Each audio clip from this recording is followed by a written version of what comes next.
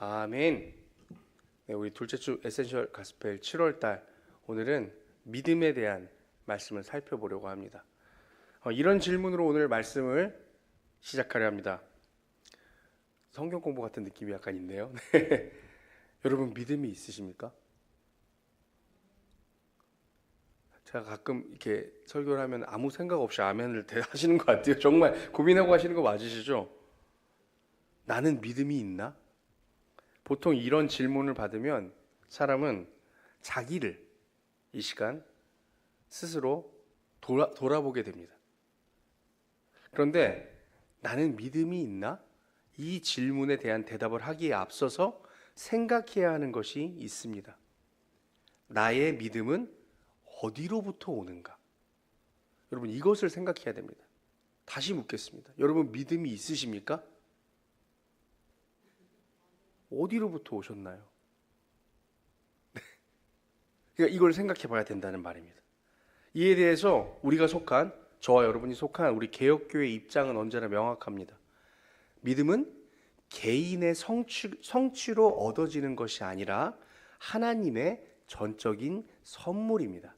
제가 늘 말하죠. 믿음은 우리의 노력으로 얻어지는 것, 내 개인적인 성취로 얻어내는 것이 아니라 하나님의 선물이라는 것이 우리 교단, 우리 개혁교회의 입장입니다.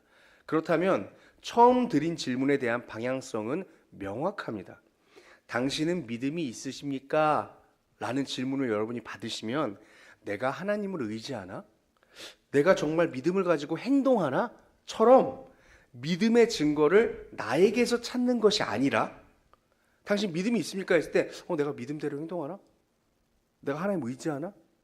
내 속에 그런 생각이 있나? 이것을 찾는 것이 아니라 하나님께서 나에게 믿음을 주셨나? 이 질문으로 시작해야 한다는 것입니다. 내가 만들어낸 믿음이 있는가? 믿음이라고 말할 법한 행동들이 내 삶에 발견되는가가 아니라 하나님이 나에게 마음속에 믿음을 주셨나? 라는 질문에서 시작해야 됩니다. 그리고 그것에 대한 고백은 우리 자신만이 할 수 있는 하나님과의 비밀한 이야기입니다. 사람마다 다 모양이 다르더라고요.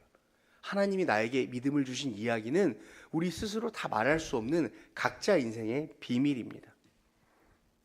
청년들의 믿음을 폄하할 생각은 없지만 대부분 청년의 시기에 자신의 믿음이 있는지 없는지 확신하지 못하는 이유도 바로 이러한 이유 때문입니다. 믿음을 가졌다고 말하기에는 우리의 삶이 그렇게 보이지 않고 또 믿음이 없다고 말하기에는 그건 또 아닌 것 같고 도대체 그럼 왜 아리까리한 것입니까? 믿음의 증거를 도대체 어디서 찾아야 할지 모르기 때문입니다. 내 생활에서 찾자니 아닌 것 같고 이번 주는 믿음이 있었는데 저번 주는 분명히 없었고 또 다음 주에 여행을 가야 되는데 주일날 못 갈 것 같으니까 믿음이 없는 것 같고 우리는 도대체 내가 믿음이 있느냐 없느냐의 증거를 어디서 찾아야 할지 방황합니다. 그래서 우리가 단호하게 전 믿음이 있습니다 라고 고백하기 어려운 것입니다. 하지만 하나님께서 우리 안에 믿음을 주셨다면 이야기는 달라집니다. 오늘 본문 히브리서는 유대교, 즉 예수님을 모르던 원래 하나님을 섬기던 유대인들, 그 예수님을 모르던 유대교인들 중에서 이제 예수님을 알게 됨으로써 그리스도를 알게 됨으로써 그리스도교로 개종한 사람들을 교육하기 위해 쓰여진 책입니다. 그래서 어떻게 보면 이 아리까리한 내가 믿음이 있는 건지 없는 건지 고민하는 청년들의 모습과 같습니다. 하나님도 알고 전통도 알고 율법도 아는데 하나님의 아들, 우리가 늘 그렇게 기다려왔다는 메시아가 내려오셨고 그분이 저 그리스도라는 것을 이제 알게 되었는데 그렇다면 이제부터의 믿음은 어떻게 가져야 되는 것인가? 나는 여지껏 하나님을 믿고 살았는데 저 그리스도가 우리의 구세주라고 하는데 그렇다면 이제는 어떻게 믿어야 하는 것인가? 나의 믿음은 과연 맞는 것인가? 이렇게 고민하고 있는 그들에게 그리스도교의 본질과 믿음과 구원의 신앙을 가르치는 책이 바로 이 히브리서입니다. 제가 전에 청년부 설교 때 말씀드렸다시피 히브리라는 단어의 뜻은 가로지르다 라는 단어입니다. 그 당시에 유프라테스 강을 가로질러서 가나안 땅에 들어왔기 때문에 그 히브리인들을 이제 이방인들이 저 강 넘어온 놈들 이렇게 폄하해서 부르던 혐오 표현이었어요. 예, 저 원래 우리 땅 사람들도 아니고 강 건너온 놈들. 그런데 이제 이것이 나중에 시간이 지나면서 그들의 정체성이 된 것입니다. 우리는 하나님의 말씀을 믿고 강을 건너 약속의 땅으로 온 민족이다. 그래서 그들이 스스로의 정체성을 히브리라고 부르게 된 것이죠. 그 히브리, 결국 그들의 정체성은 강을 건너온 것이 아니라 예수 그리스도 메시아가 태어난 민족이라는 정체성을 갖고 있는 그 히브리인들에게 진정한 믿음, 이제 어떻게 보면 베타 버전이죠. 이제 하나님만 섬기던 때가 아닌 그리스도가 오신 메시아의 시대에 믿음을 어떻게 가져야 되느냐 란 질문의 11장, 이 히브리서 11장이 오늘 여러분 한번 주워보세요. 히브리서 11장 1절에서 11절 11111입니다. 네. 이 11장이 믿음장으로서 우리에게 이것을 말씀해주고 있습니다. 그래서 하나님만 율법을 따르고 제사를 지내던 시절과 예수님이 오시고 난 이후에 예배의 방향성과 믿음의 방향성은 완전히 바뀝니다. 실제로. 그렇죠. 여러분, 그도 그럴 것이 우리 예수님은 믿음의 개혁을 하신 분입니다. 예수님이 돌아가시면서 이제 모든 것을 이루셨다 하셨을 때 가장 큰 반응이 뭐였죠? 가장 큰 사건이 땅이 진동하고 그 다음에 휘장, 지성소가 있었습니다. 당시에 성전에 대제사장만 들어갈 수 있는 하나님을 만나는 언약궤가 들어가 있는 지성소의 입구 문이 어떻게 돼 있었냐면 우리 저런 문이 아니고 저기 보면 휘장이 걸려 있잖아요. 저렇게. 네. 저렇게 휘장으로 이렇게 가려놓은 문이었어요. 그래서 이렇게 들어가는. 네. 일식집 들어가듯이 이렇게. 네. 이라샤이마세 이렇게 들어가듯이 들어가는 곳이었는데 그 휘장을 물론 이렇게 높이가 훨씬 컸겠죠. 그런데 그 휘장이 예수님이 모든 것을 이루시고 돌아가신 이후에 찢어졌습니다. 그것이 무엇을 의미합니까? 이제 하나님과 우리가 예수 그리스도의 보혈의 피로 말미암아 독대하고 만날 수 있다라는 거예요. 우리의 예배가 완전히 열리게 되었습니다. 우리 모두가 속죄할 수 있고 하나님에게 나아가 회개할 수 있고 그 전까지는 제사장으로 말미암아 회개하고 제사드리고 예배하던 것이 우리 모두에게 온 인류에게 하나님을 만날 수 있는 놀라운 문이 열린 것이죠. 믿음의 방향이 완전히 바뀐 것입니다. 그렇기 때문에 이 예수님이 태어나신 이후, 예수님이 천국으로 올라가신 이후에, 승천하신 이후에 우리는 믿음에 대한 새로운 정의를 내려야 합니다. 여러분, 그리고 오늘 이 본문은 오늘 설교가 빨리 끝날 것 같습니다. 제가 한 번도 빨리 안 끝내줬는데 오늘은 정말 희소식을 전합니다. 빨리 끝날 것 같은데 네, 한번 보시죠. 네, 오늘 이 본문을 여러분, 본문을 다시 한번 읽어볼 텐데요. 한번 본문을 띄워주시겠습니까? 자, 우리 본문의 믿음 앞에 하나님께 받은 이라는 단어를 넣어서 한번 읽어보겠습니다. 저와 여러분 같이 읽어보겠습니다. 시작. 하나님께 받은 믿음은, 네, 벌써 느낌이 달라지죠?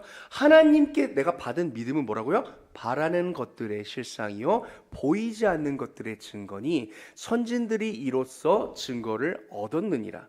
하나님께 받은 믿음으로 모든 세계가 하나님의 말씀으로 지어진 줄을 우리가 아나니 보이는 것은 나타난 것으로 말미암아 된 것이 아니니라. 하나님께 받은 믿음으로 아벨은 가인보다 더 나은 제사를 하나님께 드림으로 의로운 자라 하시는 증거를 얻었으니 하나님이 그 예물에 대하여 증언하심이라. 그가 죽었으나 그 하나님께 받은 믿음으로써 지금도 말하느니라. 하나님께 받은 믿음으로 에녹은 죽음을 보지 않고 옮겨졌으니 하나님이 그를 옮기심으로 다시 보이지 아니하였느니라. 그는 옮겨지기 전에 하나님을 기쁘시게 하는 자라 하는 증거를 받았느니라. 하나님께 받은 믿음이 없이는 하나님을 기쁘시게 하지 못하나니 하나님께 나아가는 자는 반드시 그가 계신 것과 또한 그가 자기를 찾는 자들에게 상 주시는 이심을 믿어야 할지니라. 하나님께 받은 믿음으로 노아는 아직 보이지 않는 일에 경고하심을 받아 경외함으로 방주를 준비하여 그 집을 구원하였으니 이로 말미암아 세상을 정죄하고 하나님께 받은 믿음을 따르는 의의 상속자가 되었느니라. 하나님께 받은 믿음으로 아브라함은 부르심을 받았을 때 순종하여 장래 유업으로 받을 땅에 나아갈새 갈 바를 알지 못하고 나아갔으며, 하나님께 받은 믿음으로 그가 이방의 땅에 있는 것 같이 약속의 땅에 거류하여 동일한 약속을 유업으로 함께 받은 이삭 및 야곱과 더불어 장막에 거하였으니, 이는 그가 하나님의 계획하시고 지으실 터가 있는 성을 바랐음이라. 하나님께 받은 믿음으로 사라 자신도 나이가 많아 단산하였으나 잉태할 수 있는 힘을 얻었으니, 이는 약속하신 이를 미쁘신 줄 알았음이라. 아멘. 오늘은 단순하게 말씀드리겠습니다. 여러분, 믿음은 이런 거예요. 여러분, 하나님께 받은 것이 우리의 믿음이라고 고백을 하잖아요. 근데 여러분, 이 본문을 이렇게 읽어보시니까 느낌이 어떠신가요? 조금 다르신가요? 그들의 공로가 아니라는 말이죠. 아브라함이 자기의 믿음, 자기의 공로로 하나님께 축복받은 것이 아니라 하나님께 받은 믿음으로 그렇게 했다라는 거예요. 하나님이 주시는 것이죠. 마치 달란트를 맡긴 주인과 같습니다. 주인이 다 준 거예요. 그런데 그 믿음을 받고 반응이 달랐던 거죠. 게으른 종은 그 달란트를 묻어놓았습니다. 어떤 종은 또 많이 남겼습니다. 여러분, 우리의 고민은 내 행동이나 생각을 점검해서 내가 믿음이 있냐 없냐를 결정하는 것이 아니라, 언제나 이미 주신 믿음을 찾고, 여러분, 믿음 받으셨습니까?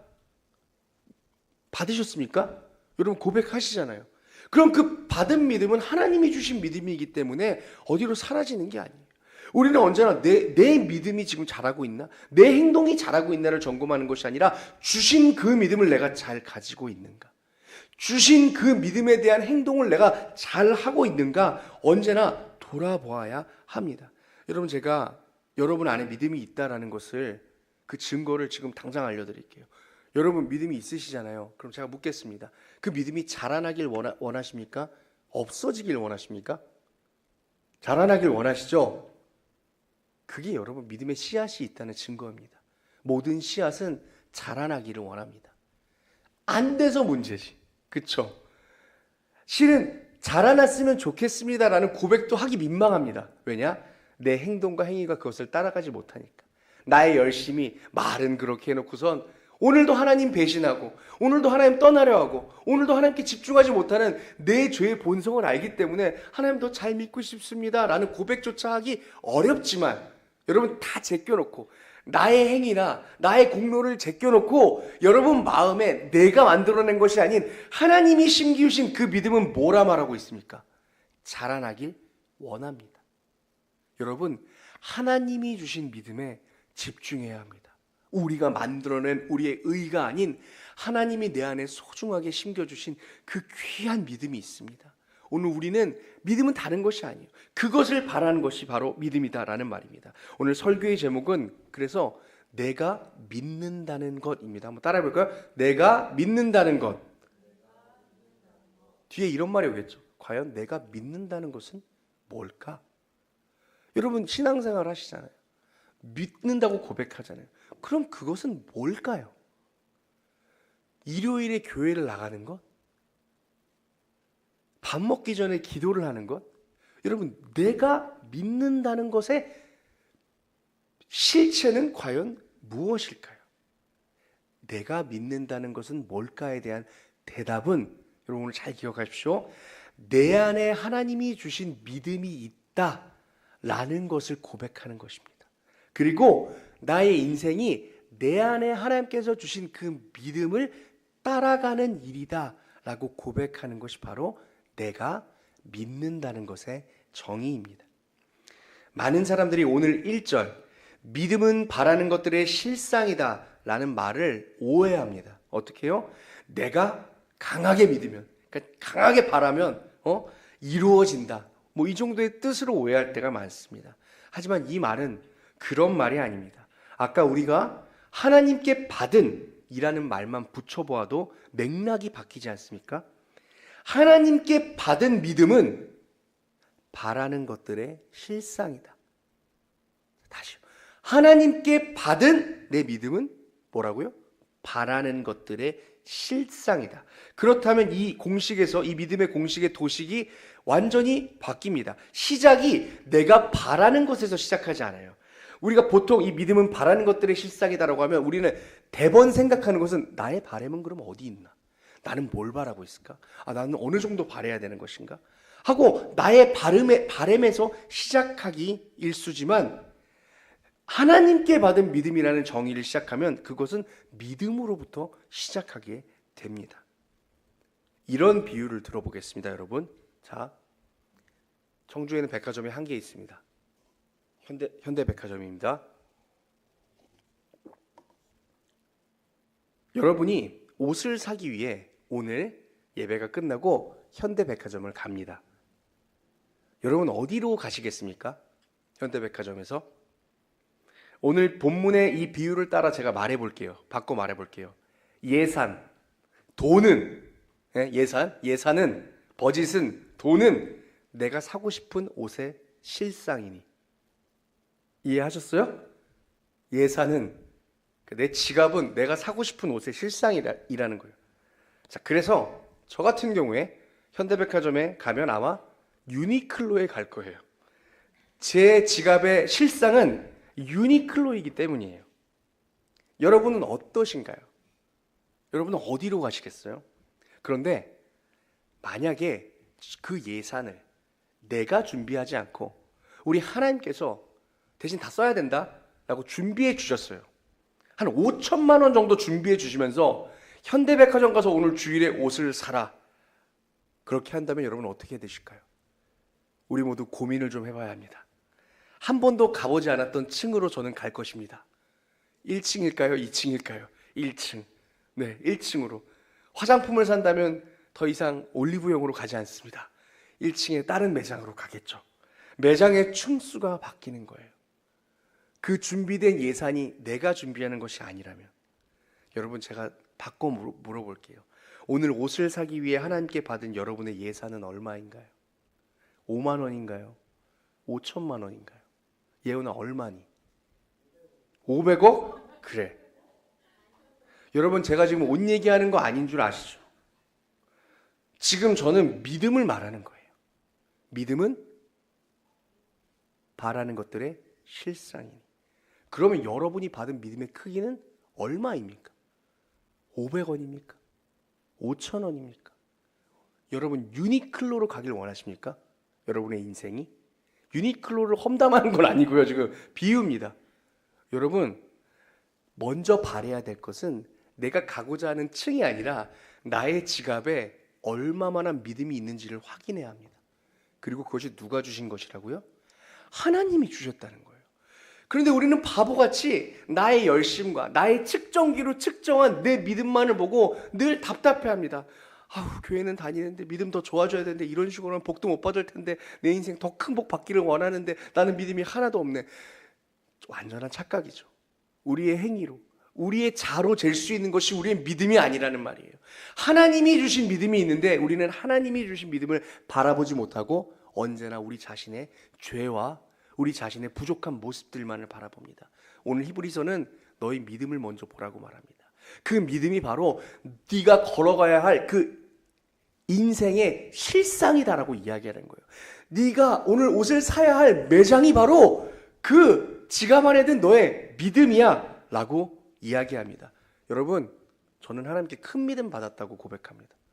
그래서 제가 농담으로 맨날 나는 대형교회 목사가 될 거야 이런 얘기를 농담 삼아 하는데 농담이 아닙니다. 왜냐? 전 큰 믿음 받았기 때문에 저는 물론 규모가 크다고 큰 것은 아니지만 하나님께서 제 마음 가운데 주신 어떠한 사역들, 이제 가능한 범위 내에서의 그 사역들을 가능하게 하실 범위 내에서의 그릇을 맡겨주실 것이라는 믿음이 있습니다.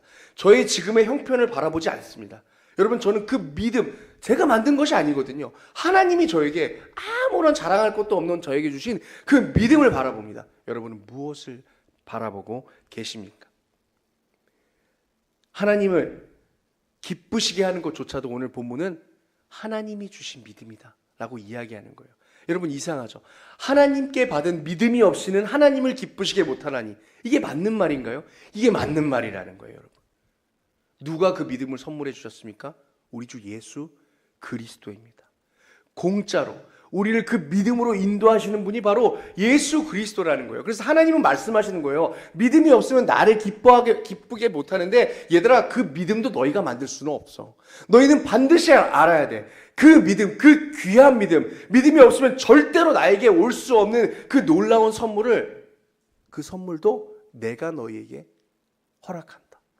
예수 그리스도로 말미암아, 그 은혜로 말미암아 내가 너에게 그 믿음을 선물해 줄 거야. 그래서 여러분, 예수님 오기 전에 구약의 믿음은 그 믿음이 아니었어요. 이방 우상신을 버리고 하나님을 내가 섬기고 내가 제사를 드리고 내가 예물을 올리는 거였어요. 하지만 이 히브리서에 이제 예수님이 오신 이후의 믿음은 무엇입니까? 주님 아니면 하나님께 나아갈 수 없는 거예요. 주님 아니면 절대로 가질 수 없는 믿음이 바로 오늘의 믿음입니다. 여러분, 오늘 마지막 설교가 아니라 마지막 불렀던 찬양, 여러분 이 찬양이 너무나도 큰 오늘 설교의 주제를 다 함축하고 있어요. 가사를 한번 띄워주시겠어요? 오늘 이 찬양의 가사만 한번 묵상하고 기도하고 설교를 마치겠습니다. 여러분 가사 띄워주세요. 너무 좋은 가사입니다. 자, 믿음이 없이는이에요. 여러분 한번 볼까요? 자, 아니 안 쳐주셔도 돼요. 자, 쳐주시면 더 좋을 것 같네요. 네, 자, 한번 같이 읽어보겠습니다. 가사로 시작. 주님, 제 마음이 너무 둔해서 주님을 볼 수 없대요, 여러분. 자, 이거를 다 인정하고 가셔야 돼요. 우리는 이런 사람들이요. 우린 주님 볼 수 없는 사람들이요. 다음이요. 어떻다고요? 이 땅에 속하여 이 땅만 보다가 주님 손을 어떻게 했다고요? 우리 다 놓쳤습니다. 이걸 믿음으로 고백하셔야 돼요. 우리 놓쳤어요. 다음이요. 나는 나그네로 왔는데, 잠깐 있다가는 나그네로 왔는데 왜 나는 주저앉게 됐을까? 이것도 다른 어떠한 힘 때문에 주저앉게 된 거죠. 나는 청지기인데, 그러니까 하나님을 전하는 청지기인데 언제부터 그냥 내가 주저앉아서 내 삶의 주인이 되어버렸나? 여러분, 그 뒤에 가사가 뭡니까? 믿음이 없이는 어떻게 한다고요? 기쁘시게 못하나니 고된 수고도, 믿음 말고 다른 거 다 해보는 거예요. 막 기도도 많이 하고 막 찬양도 열심히 해보고 교회 봉사도 다 해보고 고된 수고도 다 하고 사람도 도와보고 착한 일도 해보고 잘해보려고 다 해보는데 뭐라고요? 헛될 뿐이라. 다음이요. 그렇게 믿음이 없어서 어떻게 돼요? 그러면 삶이 무너진다는 거예요. 무너진 삶의 모든 자리, 어떤 한 자리도 이것을 벗어날 수가 없다는 거예요. 그리스도께서 주신 그 믿음, 하나님께서 주신 그 믿음이 아닌 다른 걸로는 세울 수 있는 삶의 자리가 하나도 없다는 거예요. 그거 아닌 다른 거 붙잡다가 무너진 모든 삶의 자리에서 어떻게 한다고요? 우리가 할 수 있는 거? 주님을 기다린다는 거예요. 이 노래의 어떤 이런 감동적인 멜로디와는 다르게 이 노래 찬양 가사를 쭉 보면 반전이 1도 없어요. 가사 앞에 한번 볼까요?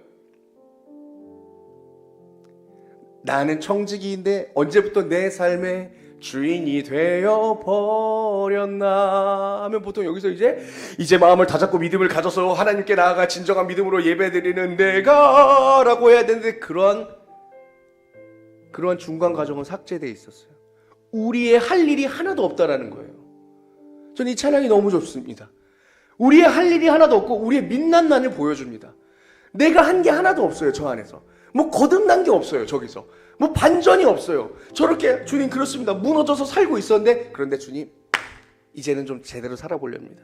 믿음으로 살아보겠습니다. 믿음을 가져보겠습니다라는 고백이 있습니까? 여전히 없다라는 거예요. 청지기인데. 그리고선 우리가 할 수 있는 말이 무엇이죠? 내가 결국 갖지 못했던 그 믿음이 없이는 기쁘시게 못하나니. 해보고 다 해봤는데 고된 수고도 다 헛될 뿐이라. 믿음이 없어서 무너진 삶의 자리에, 이거는 우리의 엄청난 신앙 선배가 들려주는 이야기 같습니다. 얘들아 잘 들어봐라. 그 하나님이 주시는 믿음이 없어서 무너진 모든 삶의 자리에서 내가 할 수 있는 건 주님을 기다리는 것뿐이다. 이거래요, 여러분. 주님을 기다리는 것밖에 우리는 할 수가 없는 겁니다. 저도 계속 묵상해 보았어요. 아까 말씀을 준비하면서도 묵상했고, 또 오늘 찬양 이거라는 거 알고 이렇게 묵상했는데, 주님을 기다리는 게 뭘까? 모르겠어요. 각자의 삶마다 다르게 말씀하시더라고요. 여러분, 그런데 오늘 반드시 기억하셔야 될 것은 여러분 안에 여러분이 만들어낸 것이 아닌 하나님이 선물로 주신 믿음이 있다라는 거예요. 너무 든든하지 않나요? 내 안에 하나님이 주신 믿음이 없으면 주님을 기다리는 게 너무 불안할 텐데, 오시려나 안 오시려나. 그런데 내 안에 표가 있는 거예요. 5시에 출발하는 버스 티켓이 있는 거예요. 그러니까 그 버스는 나를 데리러 올 거예요. 주님께서 여러분의 마음 가운데 여러분이 잘 바라보지 못하는, 사이즈를 측량할 수 없는 믿음을 선물해 주셨습니다. 그리고 그 믿음 가운데서 우리는 여전히 부족하고 오늘도 넘어지고 내 삶의 모습이 너무 형편없는 것 같아도 주님을 기다리는 거예요. 하나님이 그거 받아주신대요. 대단한 일 아니라 주님 기다리면 받아주시고 그 믿음의 분량대로 살게 해주신대요. 여러분, 아브라함도 우리 이런 유명한 말 있잖아요. 근데 계속 쳐주셔도 됩니다. 누구나 계획은 있다. 네, 유명한 영화의 대사죠. 넌 계획이 있구나. 아브라함도 계획이 있었을 거예요. 갈대아 우르에서. 여러분, 노아도 계획이 있었을 거예요. 그의 인생 가운데. 사라도 계획이 있었을 거예요. 그런데 하나님이 주신이라는 말만 빼잖아요. 그럼 아브라함은 자신의 믿음으로 갈대아 우르를 떠나서 믿음의 조상이 되었다는 건데, 오늘 하나님이 주신을 넣으면은 그는 그의 인생에 계획이 있었는데 뭐가? 하나님이 주셨던 그 믿음 때문에 계획이 홀라당 바뀌어버린 거예요. 믿음의 조상이 돼버린 거예요. 여러분, 아벨은 하나님이 주신 그 믿음 때문에 의의 제사를 드리게 됐고, 자신의 공로가 아니라, 여러분, 죽을 줄 알았으면 아벨이 그 믿음으로 제사 드렸겠습니까? 근데 하나님의 크신 계획 가운데 그러한 일도 허락하셨다는 거죠. 노아는 어땠을까요? 노아도 자기의 인생이 나름대로 인생의 계획이 있었을 거예요. 그런데 하나님이 주신 믿음 때문에 그의 인생이, 여러분, 그의 인생뿐입니까? 이 세계의 운명이 홀라당 바뀌어버렸어요. 여러분, 여러분이 만들어낸 믿음 말고 여러분 마음 가운데 하나님께서 주신 그 믿음에 집중해 보세요. 여러분, 인생이 변화됩니다. 아니, 변화되는 것이 아니라 여러분의 인생이 가야 할 방향으로 가게 됩니다. 여러분, 그 믿음을 꼭 찾으시기를 간절히 소망합니다. 우리 그런 마음으로 이 찬양 다시 한번 고백하며 함께 기도했으면 좋겠습니다.